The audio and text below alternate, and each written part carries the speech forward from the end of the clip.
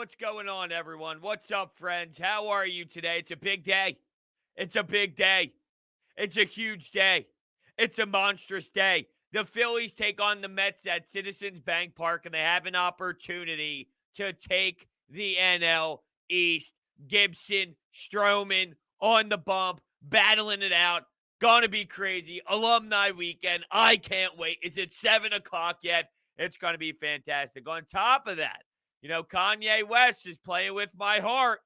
Kanye West is toying with my emotions. Not that I'm surprised. This is what he does. This is how he acts. This is what it's all about for Kanye West. I watched a live stream again last night. It got me all fired up for Donda, but I'm telling you, it's going to kill me if I got to wait longer. Now he's staying August 9th. Hashtag flip Brodes the double bird. That's damn right. That's damn right. That's what we're trying to get trending on Twitter as the Phillies make their surge and make their push. Hashtag flip Brodes the double bird. Anything else going on tonight? Is the NBA Summer League action on tonight? Now that I think I remember that's going on, right? What's the Sixers Summer League schedule? I'm pretty positive they play tonight, no? Maybe I'm completely wrong. See, the Phillies have my heart right now. Oh, who would have thought? Who would have thought? Maybe one of these no, the 12th? What? The hell? What? Maybe I'm wrong. Maybe I'm wrong. Maybe I'm not. August 9th is their first game. Oh, never mind. Not tonight. August 9th. I digress. Anyway, everyone, cheers. Thank you so much for coming in today. Here we go. We got a cup of coffee. We got a little Drake coffee mug that I made myself. If you're reading this, I need more Joe. How cool is that? Love me some Drake. Can't wait for Certified Lover Boy if we want to get into the music conversation today. Wow, that's good. When Starbucks vanilla. That's the blend of the coffee, but it's black. Can't wait. All right, let's hop into the chat here. Thank you guys so much for hanging in, and here we go. Let's be real. They'll pull Phillies and get swept, then take two the next series, and then get swept again. I mean, I don't know if it's going to get to that extreme. I do know, though, that this offense at some point is probably going to cool off a bit. For Reese, JT, Bryce Harper, at some point, you can't keep this up forever. So eventually they will become back to they just go through spurts. That's what happens in 162. A couple weeks ago, we were looking at this team as a squad that just cannot get that timely hit.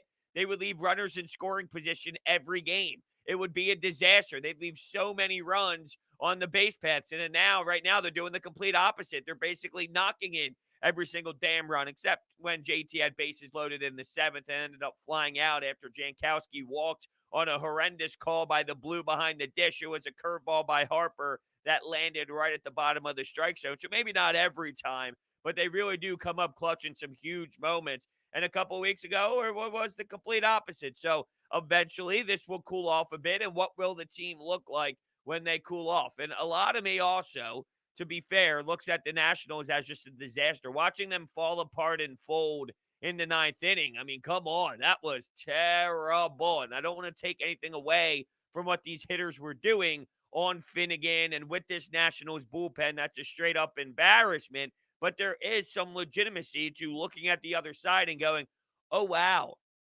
Now you can do the same against the Mets.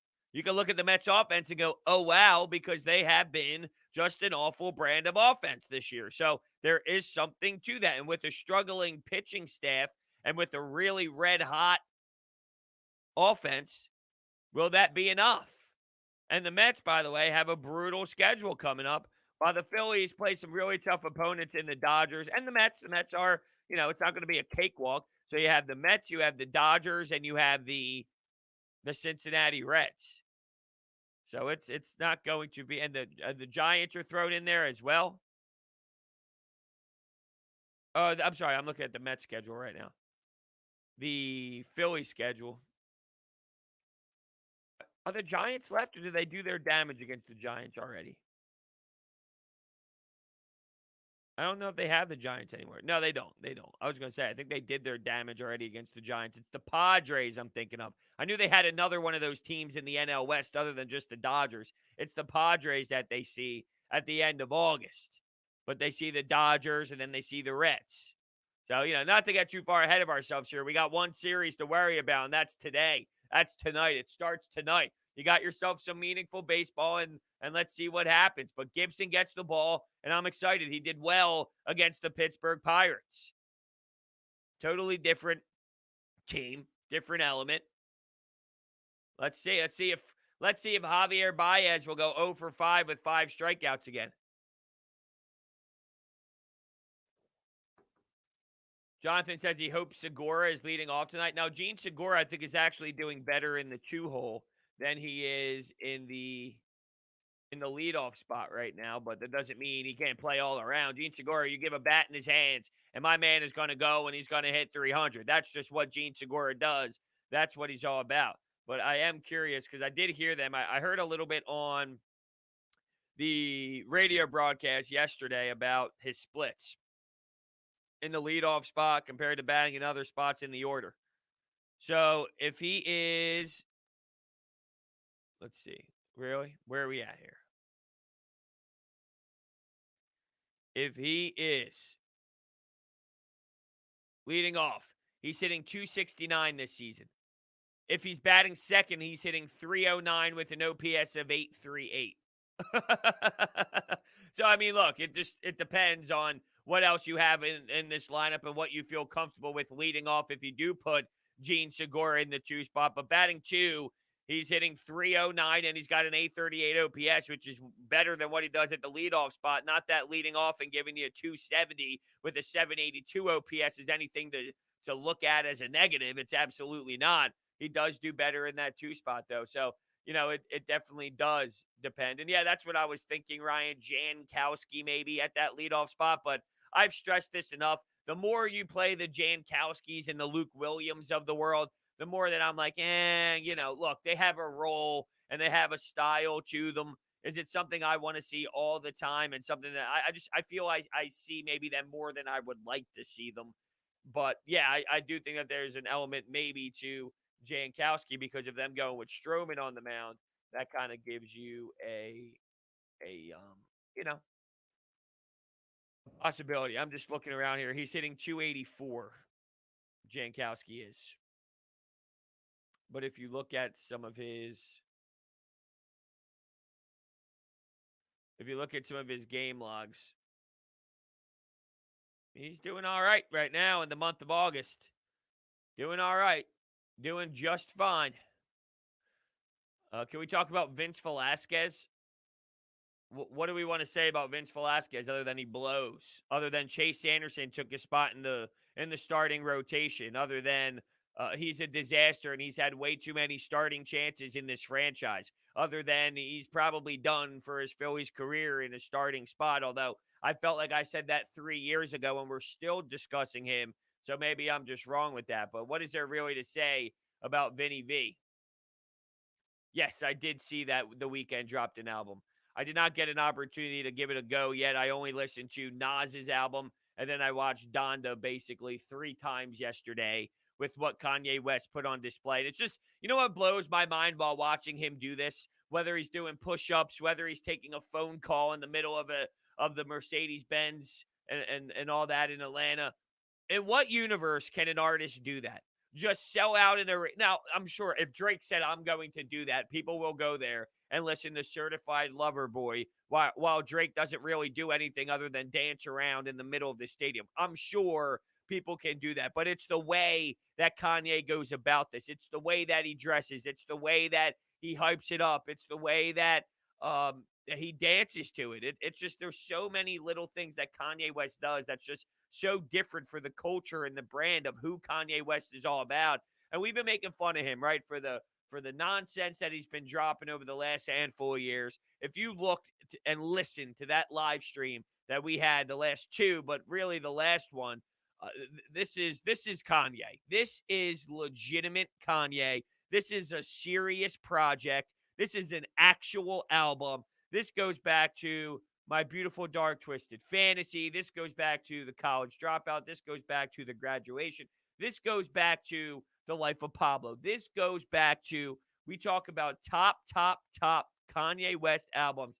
This has the feel of a Kanye West all-timer. All-timer.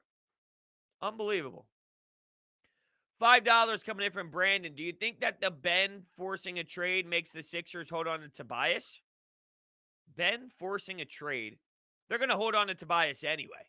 I feel like losing both would be too much. Do you think Ben forcing a trade makes the Sixers hold on to Tobias? They're going to be holding on to Tobias anyway. I don't see a scenario where they give up both. It's so hard to move some of these pieces, and Ben Simmons is such a must that, I said this in one of my podcasts. When you go back and read Kyle Neubeck of Philly Voice, who covers the Sixers, he mentioned that Mitch Lawrence, who tweeted out that the Sixers were shopping Tobias Harris, that when he checked with some of his sources inside the Sixers organization, said that seemed like old news because there was a time where with the James Harden trade and the possibility of landing James Harden, Tobias Harris was floated around as a possibility just in the mix. Like, hey, what would Tobias Harris? Just talking about Tobias Harris. And maybe there's a correlation between Mitch Lawrence hearing that, well, just old news, basically, and reporting it as if it's new news, but it's older news about the James Harden deal last season. I don't really know if they're shopping Tobias Harris as much as maybe the public perception thinks that they're shopping Tobias Harris. So, yeah, the Ben Simmons thing. Look, he's not forcing a trade. His ass is getting traded regardless. He could play it up as if he's forcing a trade because it looks better for his brand and looks better for Rich Paul. He ain't forcing nothing. All right? His play is what forced this to happen. It's not him demanding it because he's so unhappy and I'm such a star. No. Your abysmal play, your garbage play, your terrible play, your pathetic growth is what made this happen. That's what forced this to occur. Not you and Rich Paul wanting to go to Golden State. You're bad. That's what it is.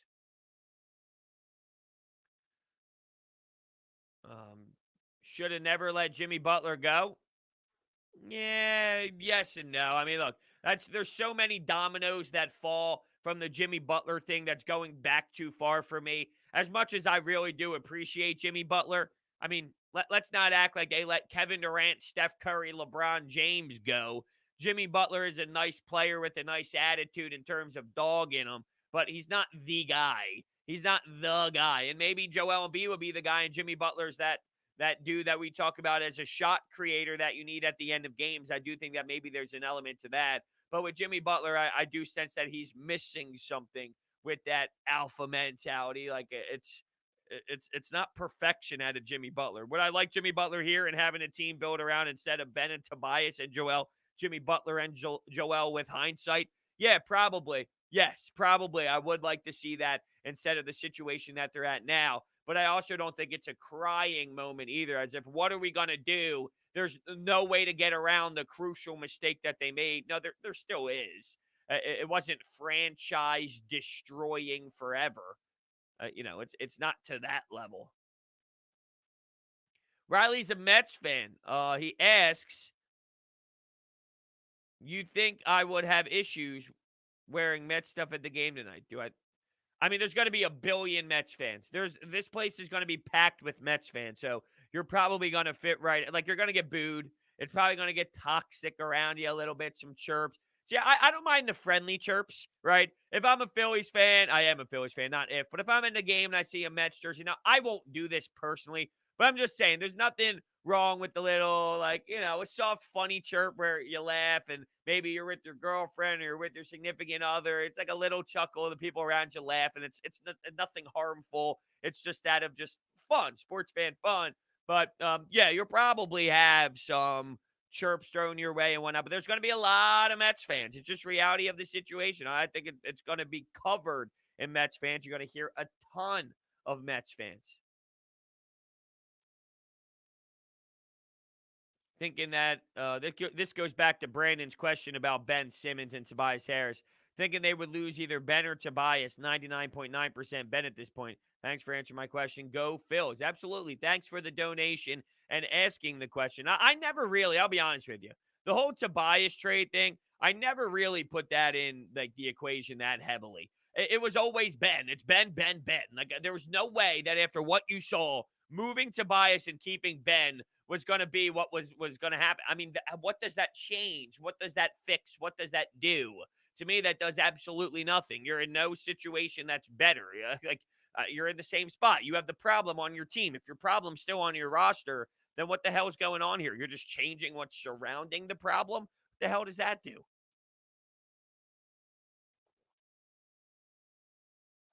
What the hell does that do?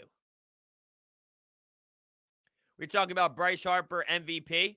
Yeah, I don't know. Tatis Jr. is going to be look, he's got to come back. He's got to be able to perform. And if he does come back and just continues his stride, then yeah, he's probably going to be the one that wins it. Freddie Freeman has been on a tear. And by the way, the Braves, we keep talking about the Phillies or the Mets, the Phillies or the Mets. The Braves seem to find something, or the Braves seem to have found something. Let's not count the Braves out. They are in the mix and in that conversation just as much as we discuss the Mets and the Phillies. And we talk about this. If we know the Mets Met and we know the Phillies Philly, is there a possibility where by the end of this bad boy, the Braves are the one and technically all is right in the world because they, well, won the division and that's who was projected to win the division. And realistically, they are the best team in the division. They're just having a very weird season. So at the end, do we go, well, this is pretty much how it should have went, just maybe not the exact path that everyone played in. Maybe not the exact road everyone was thinking about taking, but the Braves winning the division is what we all expected at the start of the year. Jacob donates $5. Thank you, Brodes, for your show. Me and my buddy from West Philly would listen every morning while I was in the Navy and just argue, laugh, or agree. Thank you so much, Jacob. I appreciate that, and I'm very happy that I could provide that for you while you were in the Navy, and you guys go back and forth about it, and that means a lot. It really does. So thank you so much for, first off, being in the Navy. That's amazing. Second, for all the support and the kind words, and third, for the donation. Thank you so much, Jacob. It really does mean a lot. Thank you. Thank you. Thank you. Freeman is doing what Freeman does. If he keeps playing like this, it's possible he wins it again. Harper needs to go on fire from here on out. Well, he's already on fire. I don't know how much more you could really do. I mean, when you're burning the way he's burning, how can you burn even more? Those flames are red hot and they are smoking. So, if anything, I do think that they'll probably at some point maybe go in the other direction and he'll cool off a bit. If you're asking me what's more realistic, him continuing this trend and adding more fuel to the fire, more gasoline to the fire, or dipping back the numbers it's at and maybe hitting more of the reality, yeah, it's probably going to go back. But who am I to wonder and question Bryce Harper, who's doing this at the moment? It's ridiculous. It really is. I mean, it's sensational what he's doing at the dish. Nolan has seats right behind Bryce Harper in right field tonight. Damn, that's awesome, man. That's going to be incredible. Maybe you get a homer. Maybe Didi Gregorius goes yard and you get a bomb. You get a bomb sitting there in right field or something. You know that's where he's going to hit it, right? I mean, that's where you're going to hit it. That's where it's going to happen. You're going to get it there. So maybe that's where it all goes down. It goes down in the DM too. Terrible. What am I doing? What am I doing? That's sick. That's bad. I'm going down in the DM. That's what I'm bringing you today. That's the content that you get at 9:19 on this Friday as we head into the weekend. I made a corny ass "it goes down in the DM" joke. I am sick. I am sick. I am sick. I am disgusted. I really am.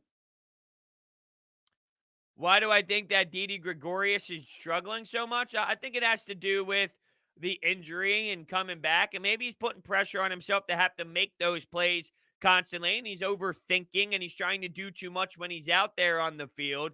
And like he's trying to always make that play. And even the simple plays. Like I think he's just so in his head that it's mental grounding these or fielding these ground balls. I mean, that's basic. What these MLB players do every single day. When you start to botch the most common ones and do it at an efficient rate, or I guess maybe not efficient, but doing it at a constant rate, would basically tell me that he's like overthinking the process of when the ball is coming instead of allowing it to naturally just occur. He's really processing, like almost when you're playing hockey and you hold the stick too tight, or when you're at the dish and you're on this little run of not producing and not seeing the baseball very well. You hold the bat tighter, you grip the bat tighter. I think he's doing pretty much that in the field when trying to ground balls. On top of that, he's not healthy. Well, wasn't healthy, and he's coming back from injury. So I think that there's a lot of pieces that you add together that really relate to the Didi Gregorius struggles that we have seen. Never been to Yankee Stadium as a Phillies fan. I'm going to my first Yankees game in New York City next week, bro. It's nice, Mike. That's awesome, dude. I have not been there either, and that's something that I would love to check off my bucket list is go to the new Yankee Stadium. I was never even at the old Yankee Stadium, and I know it's not the same, but I would love to go there. That's awesome. Who are they playing on the outing that you're going to? Philly Sports says McCutchen thinks he'll be back in the lineup next week. That would be huge if he comes back just as hot as he was. Yeah, no doubt. And it'll be big if Odubel Herrera can put together some nice how do you do's here. It seems maybe, just maybe, and I hope I'm not going out on too much of a reach. And, I'm just thinking about just a couple of he's had a home run. He had a big leadoff double. Just knocking in a run here and there. Like maybe, just maybe, Odubel Herrera is building off of that energy of everybody else in this lineup right now, because Bryce, JT, and Rhys Hoskins are just wow. And everyone seems to be following. Gene Segura's wow, although he's been wow more than anybody else. It's just that constant hitting machine, that constant single getter, that guy who can just deliver the double, the guy who can just give you the leadoff home run on the first pitch. I mean, he just does it in so many different ways, but he's clearly a contact guy, so it doesn't pop as much as when Rhys Hoskins delivers one over the wall, or Bryce Harper hits one 427 to straightaway center at Nationals Park to pretty much, you want to say, flip Brodes the double bird. Bryce Harper flipped the Nationals the double bird this weekend. That's for damn sure. The excitement from Harper taking the lead is something we haven't seen from him. Hopefully, he got the rest of the team pumped. Absolutely, Andrew. That was something that was very noticeable to me as well. And I alluded to it in the post-game show towards the end of the podcast. I talked about how, I have questioned Bryce Harper's leadership. We're 3 years in, and I don't think it's unfair to say that we shouldn't be asking who the leader is. But there was something to be said about what he did when he crossed home plate and just the fire that he brought. Now, I mentioned fire because of how he's smacking the baseball around the field, but he did bring that fire to the way that he was getting his team going, and just his presence and the way that it is delivered to everybody else. It's different if Bryce Harper lets that emotion out, and I don't know, let's say Jankowski lets that emotion out, or if, I don't know, even if it's Andrew McCutchen, even if it's, I don't know, Andrew Knapp, if it's any of these guys, if it's Didi Gregorius, if it's Alec Boehm, who's screaming when they cross home plate, it's not the same than if Bryce Harper is the one that does it. Totally different. Tyler said we went to Yankee Stadium in the recent series versus the Phillies. It was fun time. Was in right field behind Brad Miller. That's cool. Yeah, no doubt. That's awesome. That's awesome. I definitely have to find a way to get up there. Even Citi Field. Citi Field's another one. Maybe that's a more bucket list one for me, just because you'll see the Phillies there. Just thinking of some ideas in my head. Just thinking of some ideas in my head. Harper's 51st in home runs and not even top 100 in RBIs. As much as I love Harper, he's got a lot of work to do in the MVP race this year. Well, I mean, yeah, the power numbers, like his OPS is just insane. But the RBIs and the home run numbers, it seems like he's getting the home runs going, though, right? We're talking about the long ball. The last few games, he's been able to provide that. So maybe he's going to wake up. Maybe that side of his game is going to unleash, and he'll go on a little 2-week run stretch of nonstop bomb after bomb after bomb after bomb. I mean, there's no denying that there's a lot more in him than what he gave us with the home run ball before this last series. So there is something to it. And maybe this is him waking up. MVP or not, I'm not worried about the MVP. People worried about Joel Embiid's MVP, and they put that in their emphasis, and they really wanted to really emphasize it. Why? I mean, it's a cool thing. Don't get me wrong, and it would be awesome if somebody can do that. And now you're hearing that Zach Wheeler with the Cy Young race is definitely at the top of the list and might have a serious chance, and that's amazing. What do I want to do? I want to win the division. What do I want to do? I want to take down the Mets. Quite frankly, I don't give a damn who wins the MVP. Who won the MVP 4 years ago? Who won the MVP 6 years ago? Who won the MVP 5 years ago? Sure. I mean, I'm not saying nobody knows. Of course, people do know, but that's irrelevant. Who won the World Series? Who won the World Series? That's the question that's asked that people spit right off the top of their tongue. And while I don't think the Phillies are going to win the damn World Series, and I think that's pretty clear that they are extremely flawed in a lot of different areas, and nobody should expect them to make the World Series, even if it's get in and you never know. Well, no, you do know that they cannot win the World Series. You do know. This is baseball. This is not hockey. It's not get in and you never know. It's get in and you do know your expectations with this team, but I digress.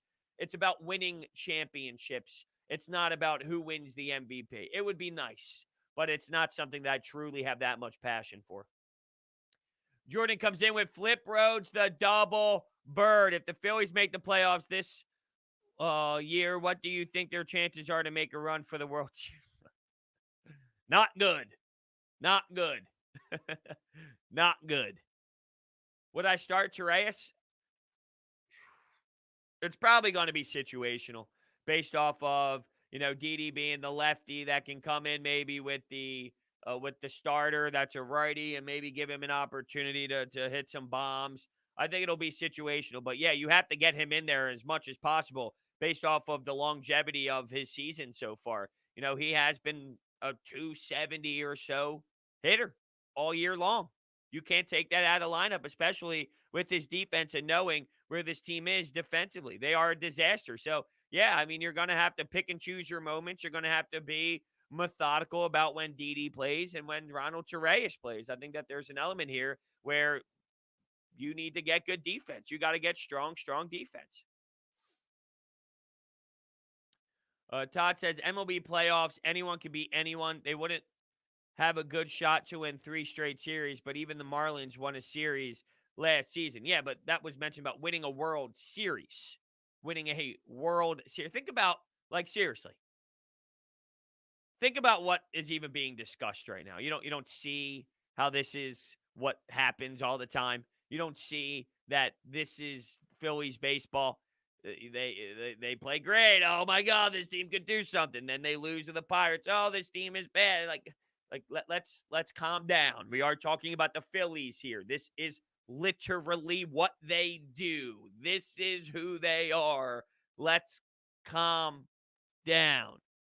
Hadrian says, did Ye fake us again? Yes. Yes, he did. Yes, he did. It says August 9th now on Apple Music for the album drop. I'm not going to believe it. He'll probably do another Mercedes-Benz Stadium thing where he goes out and does another live stream, which I wouldn't be opposed to listening for another time. I've been finding streams all over the damn place and listening. I listened 3 times last night. I went through Nas's project, King Disease 2, which is incredible, by the way. Nas killed it. Nas absolutely killed King Disease 2. If you have not listened to it, I advise that you do.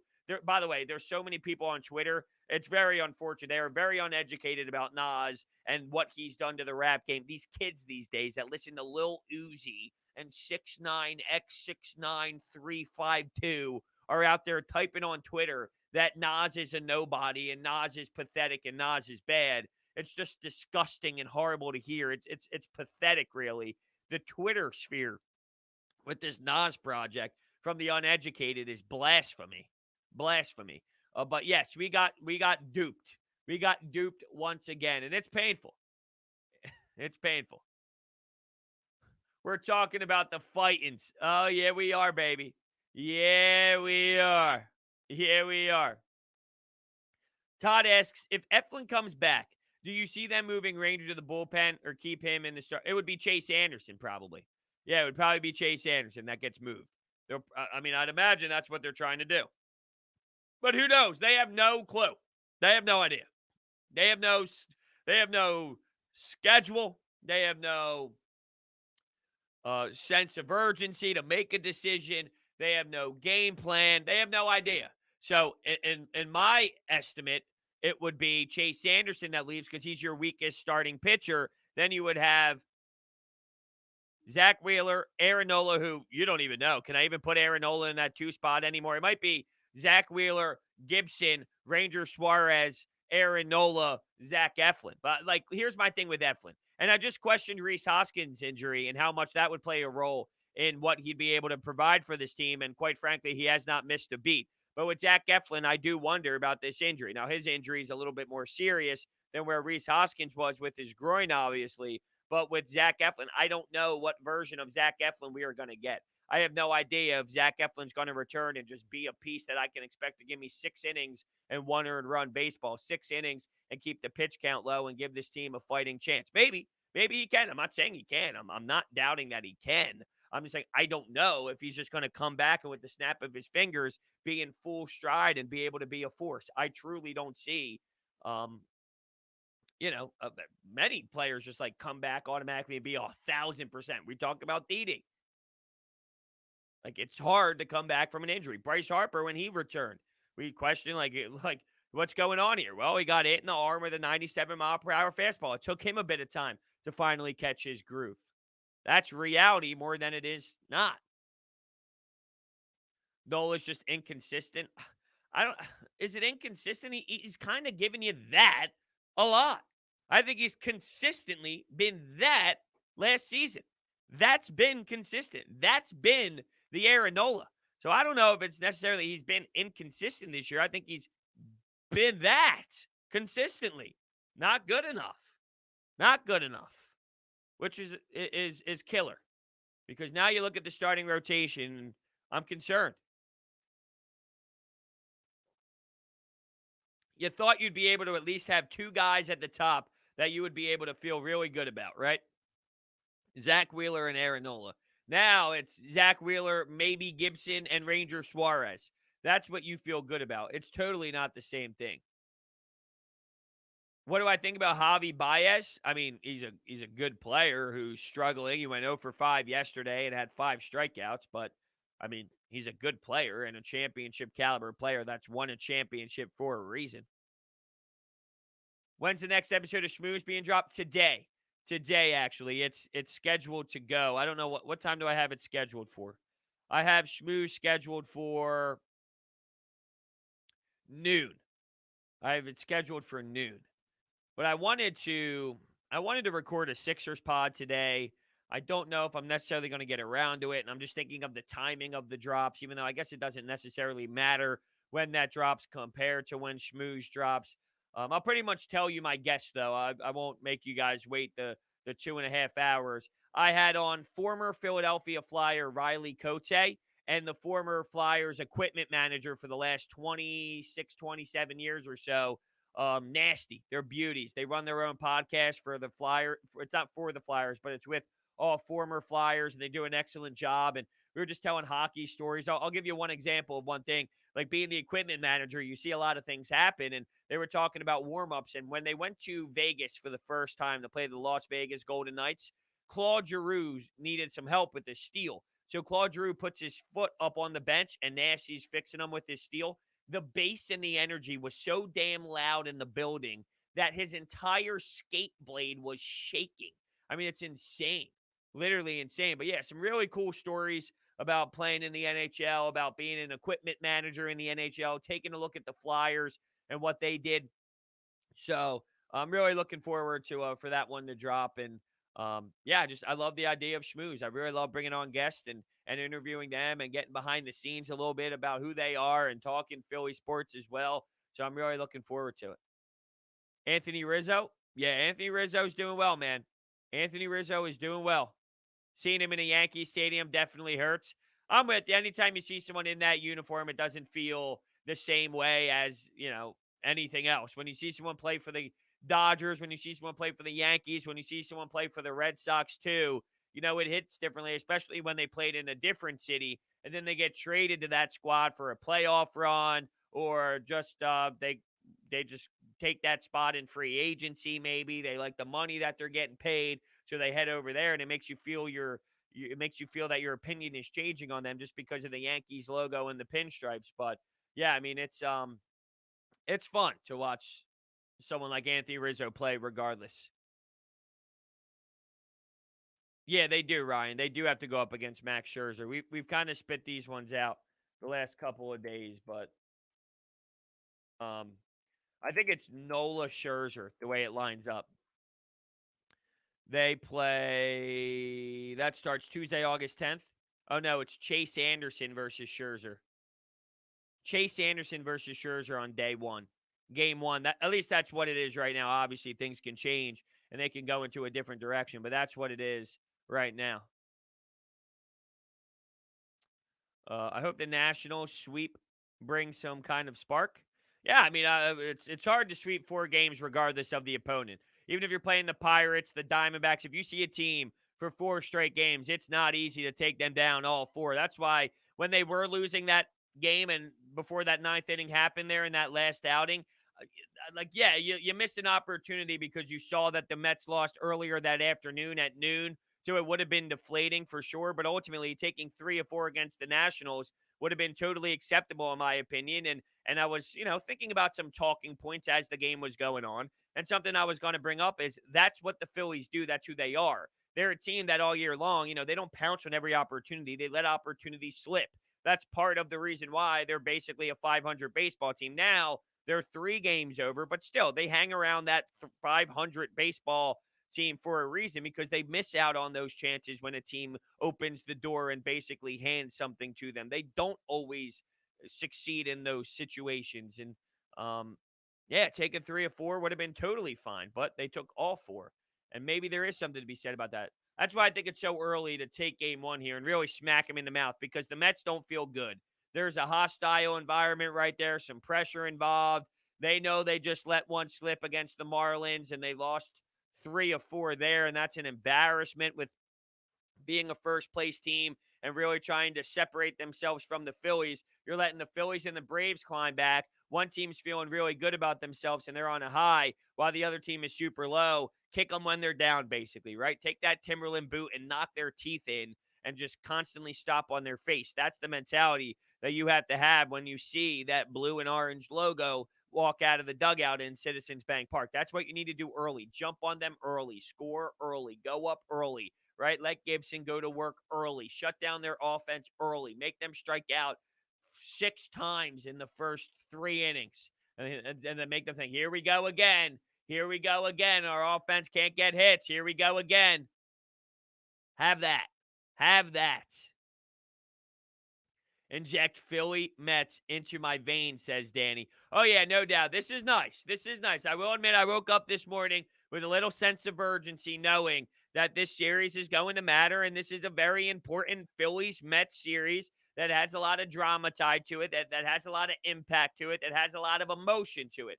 Now, I am filling in for Devon Givens tonight on 97.5 The Fanatic from 7 to 10 p.m., so I will be watching the game live and giving my live reactions on 97.5 The Fanatic throughout the game. So basically all series long, I will be on The Fanatic as the Phillies play. So I'm actually kind of looking forward to it, to kind of to react live with the people while talking some other concepts as well around the Philadelphia sports scene. But yeah, I'm filling in for Devon Givens tonight on The Fanatic after Mikey missed. So I'm excited for that opportunity. The Mets are shaking in their boots, no doubt. But it only takes 1 game, right? What if they take game 1? What if they do find a way to get the offense going a bit? What if they do win 6-1 and it's an easy victory and they punch the Phillies in the mouth? Well, then it's a big question for game 2 automatically. Things shift within a second. So, they are shaking in their boots right now, in theory. But if they win game 1, that could change real quick. I don't know if they're going to change any national game because the national game would be what? Sunday Night Baseball? They're not going to move a 1 o'clock game to Sunday Night Baseball on a Friday when the game's on Sunday. So I don't think that's happening. Oh, they have it on TBS. The game is on TBS. I thought you meant Sunday Night Baseball wise. The game is TBS, so it does have a different appeal to it than your standard. Okay, so we have some predictions here that Reese Hoskins is going to hit a home run and have 3 RBIs as well. Is that all because of the 3-run shot, or is it a solo homer and then maybe a double in the gap that scores 2? What are we doing here for the RBIs? How is the RBIs happening? No, no, they are not. This isn't the NFL where they wait until a certain time of the season and he can start flexing games. Although that would be pretty cool, and that probably would be a lot for um, the game of baseball. We talk about how important it is to grow this game and get the right players on there. Although when you look at the Sunday night baseball schedule, it is driven by people, not so much the teams. If it's a team that might not be doing so well, but they have big name stars on their team, they have bigger players. That's what they're trying to promote anyway. So it's not as if they have a horrendous mentality for it at all. How long can we sustain riding the back of Reese JT? I don't know. That's the question I'm looking to figure out, right? I mean, eventually it is going to go back into reality a bit, and they're probably going to calm down and not be as explosive. So, with that, when is that going to happen? We don't know. We don't know. That's what we are waiting to see. Can it continue to ride through a Mets series? I sure hope so, because they're absolutely going to need it. They can outscore this Mets team pretty damn easily, especially if they continue to play the way that they're playing. And I read the stats off yesterday, but if you look at their numbers before this last game against the Washington Nationals, since July 1st, they're first in runs scored, second in OPS, first in walk rate, and they have the second fewest swinging strikes. So there's something to be said about their approach at the dish and how effective they have been in that area. You know what I mean? It's like we see a lot of strikeouts or home runs or walks or bust. There's a different element here of not just swinging at a bunch of crap and swinging at a bunch of garbage and really working strong at bats. And if you remember early in this season, basically the first month or so, we were talking about the identity of this team and we were trying to find who they are, what's going to be their motto. And one of the things I mentioned was their hitting. And eventually their hitting died off a bit. So everyone started laughing at me. But I mentioned how their lineup can grind through you, force your starter to throw a lot of pitches, get to your bullpen early or get to the opposing team's bullpen early, which would then give you an advantage because now they're looking around and they're trying to make certain decisions, and getting the bullpen is the name of the game. So they can grind you out and wear you down. And basically that's somewhat resurfaced a bit here as we look at this most recent run. Tonight's game is on ESPN. Yeah, that was no. If you go to the ESPN feed, they tell you this whole series is on. I guess a bigger platform. You have ESPN tonight, Fox Sports 1 on Saturday, and TBS on Sunday afternoon. That's really where they're at. What? Nas is bad?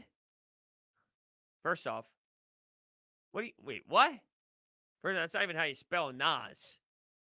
Are you talking about the rapper? What are we talking about right now? You're talking about the rapper Nas. Nas is bad, but for his songs. Didn't even spell Nas right. I can't even support that comment. JMCP says, I just want Donda. I know. I'm starting to get aggravated. See, there's a part of me that is extremely getting pissed off. And I got one of my buddies who's a Ye stan, like a die hard stan. And I would put myself in the category of a die hard stan. He's a die hard stan. So he's even more than me with this. And I'm like, dude, I'm getting fucking pissed. Like, let's go, dude. But there's an appreciation to this as well. This is Kanye West. There's a reason why he is who he is. This is part of the brand. This is part of the specialty of what he does. This is why his albums get the hype that they do. This is why the albums are as anticipated as they are. You have to embrace the journey of Kanye West as you wait for Donda. And there is reality to that. I'm a little bit torn. I want it. Let's go. I'm sick and tired of just watching the live streams of it. At the same time, you need to appreciate the greatness of Kanye West. And when you talk about the history of who he is and how he's changed the culture of the rap game and everything about Kanye, this is part of that. You can't leave that out.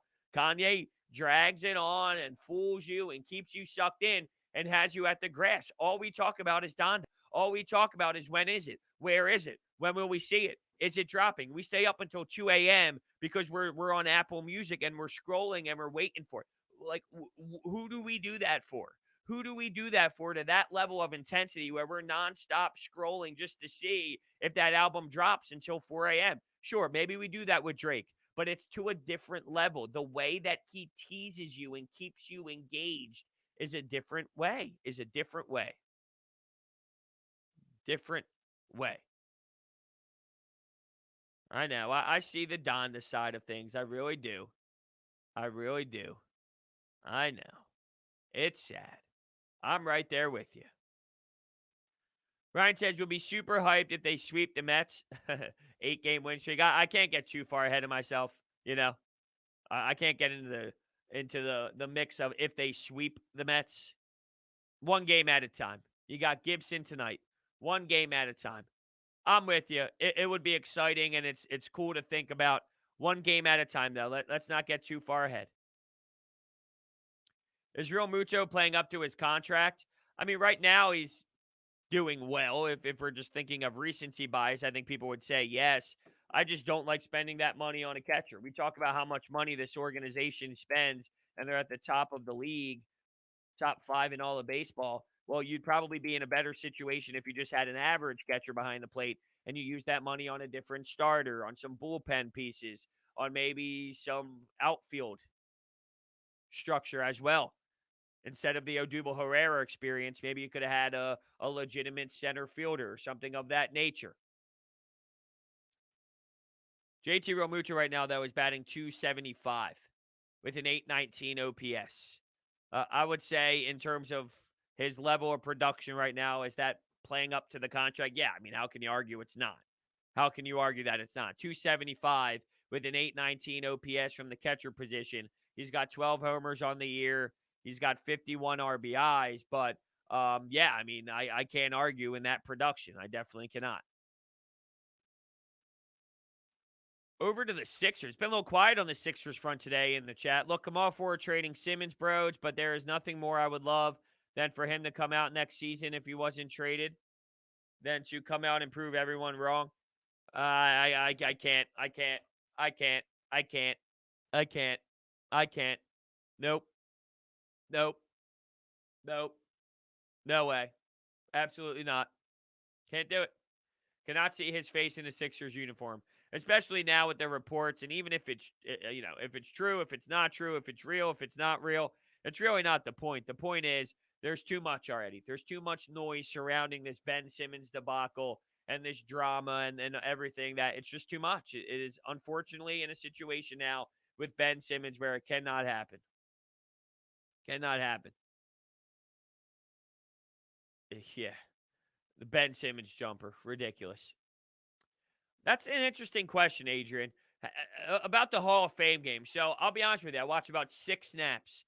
I watched the beginning, I watched the kickoff, and then I watched about 6 snaps just to get that feel of football. And then after that, I recorded the Phillies podcast. And by the time I finished that up, I realized that it's probably like the third or fourth quarter. And quite frankly, I do not care about ninth stringers in the first Hall of Fame game. So I have not.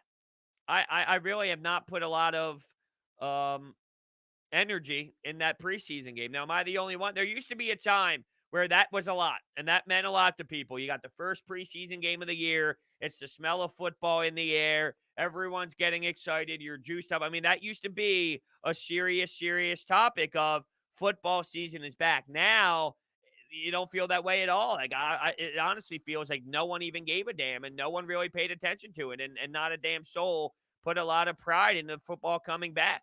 And I think a lot of that has to do with maybe the way the preseason is looked at nowadays, how teams utilize the preseason, although it's preseason game one. It wasn't as if everyone played preseason game one back in the day. Like, no, I mean, it's preseason game one, but it's only gotten worse. That is very true. Is there something to be said about baseball? Is baseball doing so well? There's so many hot storylines and drama in baseball that it's taken away from preseason games. I think it's possible. I think it's very possible. Ben DiNucci was going off. I don't even know who won, to be honest with you. Can I look up the stats? Cowboys score. Oh, wow. 16-3. All right, so he didn't go off. Ben DiNucci, 7 for 17, 89 yards, and a touchdown. Nope, that's the interception column, Brodes. You utilize your eyeballs, please. Dwayne Haskins went 8 for 13. Wow, Dwayne Haskins, Mason Rudolph, and Joshua Dobbs. Do you know what I'd rather do than watch any of them play football? Anything in this world.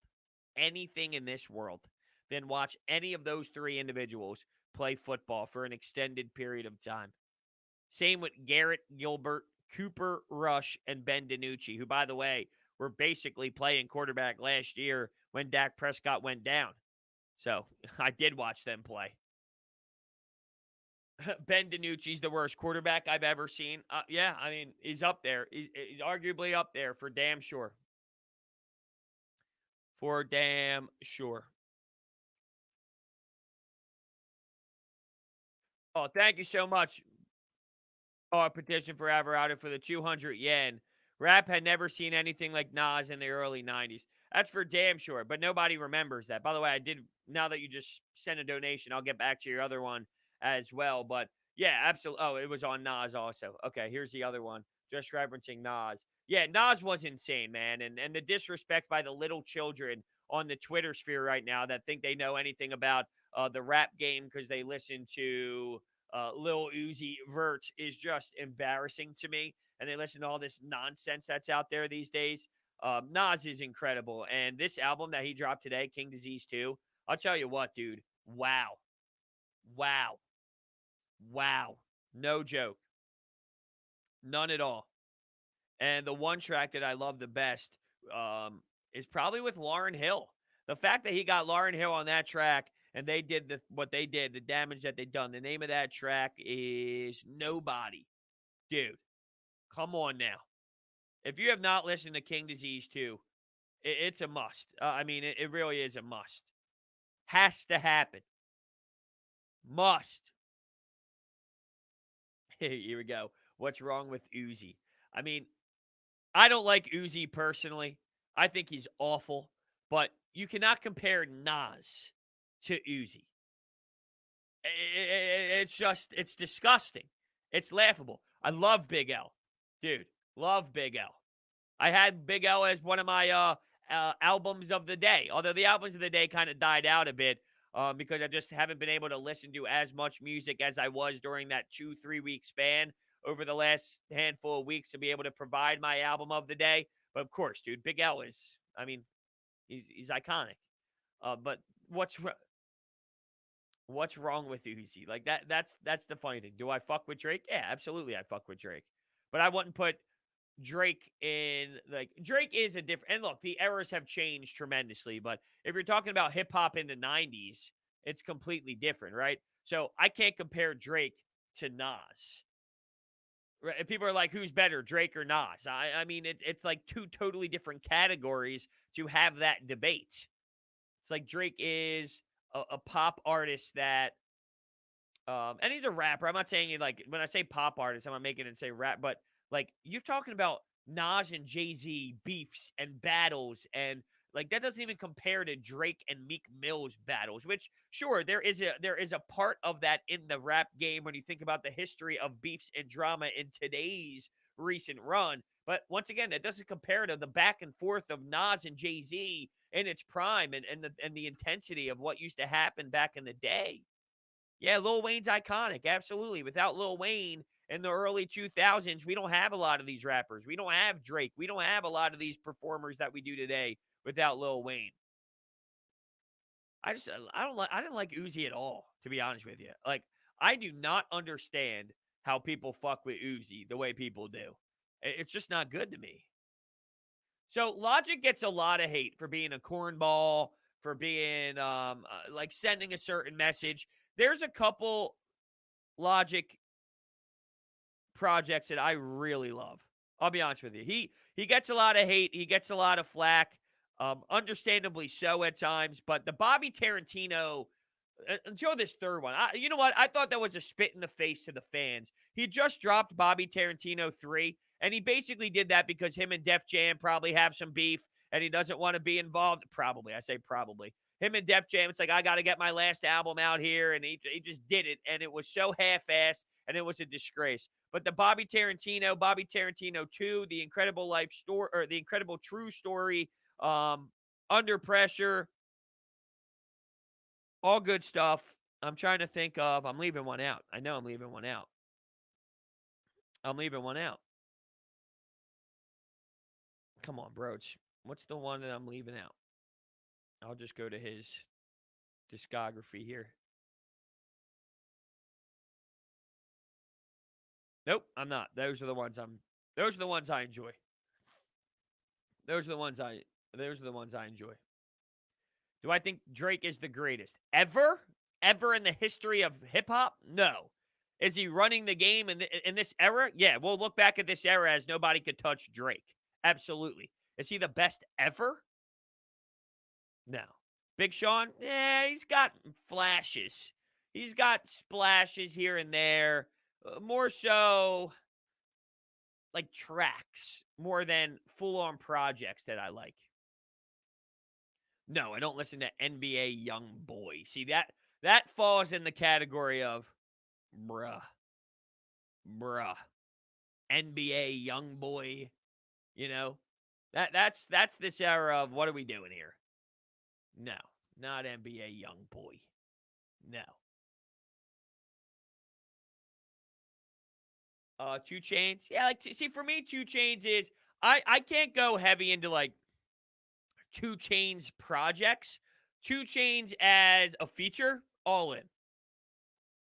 If you're telling me 2 Chainz is featuring on a track and he's featuring in a song and it's a hype song and all that, yeah, like 2 Chainz I could ride with. There's never a time really where I'm going, I'm putting on this 2 Chainz album and I'm going to rock this from top to bottom. 2 Chainz does not hit me with that level of intensity for me. Jay-Z's one of the best ever, dude. Jay-Z's one of the best ever to ever live. I love J. Cole. J. Cole's amazing. For some reason, J. Cole gets a lot of hate. I don't understand how. I have no idea how J. Cole gets the hate they does. The offseason, as much as 2014 Forest Hill Drive pops, and that is hard to beat and hard to top for him as the best album that he's dropped, you can make the argument that the offseason goes down as a album that could top 2014 Forest Hill Drive. And that's saying a lot because that album is fantastic. Yeah, Kendrick Lamar as well. Absolutely. Like this era is ran by Drake, Kendrick, J. Cole. Ye is still in the mix for sure. I mean, he had The Life of Pablo. What was that? 2016. So that's still in this recent run, and he's going to drop Donda. That's going to blow our brain. So Ye, Jay-Z, although he dropped what, 444, which doesn't hit the same way as the Blueprint or the Black Album or anything of that nature. But, I would say that this era is run by, you got your Travis Scott, of course, but that's a different style of music. See, I separate that. If you ask me, do I like Travis Scott? Absolutely. I love Travis Scott. I love Future. I cannot compare them, though, to a Kendrick and a J. Cole. It's 2 totally different styles of music. Yes, they fall underneath the rap and hip hop genre, but one is I'm going to the gym, and the other is I'm listening to music and going in. Like yesterday, I listened to Nas, right? I sat here at midnight with my Beats pill, and I sat here. Nothing was on. I sat in my chair. I leaned back, and all I did was I did the nod. I did the bob, and I did the head listen. Like I'm listening to Nas's words and letting it impact my life. When I'm listening to Trav and Future, yeah, obviously I listen to the words, but what are you doing? Fuck the club up. Fuck the club up. Fuck the club up. Right? Like that's what you're doing. That's what you're doing. You're putting on Astro World and you're letting it fly. That's what you're doing. Right? No bystanders come on. What are you doing with Travis Scott? Fuck the club up. Fuck the club up. That's what you're doing. That ain't the same as letting it hit you and feeling the words and feeling the energy. So it's 2 totally different things. Dude, the baby stinks. the baby's awful. The baby's bad. The baby's bad. Yes, of course. I listened to it 3 times. I went back and found some streams. So Well, look, I'm not spitting anything. I'm just singing. I mean, that's legitimately a Travis Scott song. That's that's what I'm doing here. I'm giving you "No Bystanders" by Travis Scott. I don't know why the baby's being canceled. I don't pay attention to the baby. I don't like the baby. I think he's awful, and I don't know why he's being canceled. What did he do?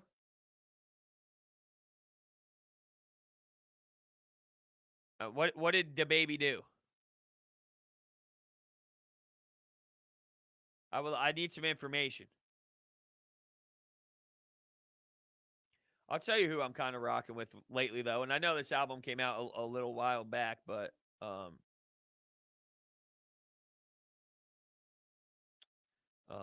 on. I'm trying to.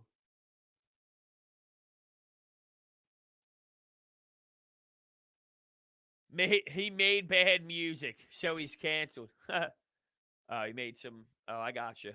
Yeah, dude, the baby is just like bad, just not good.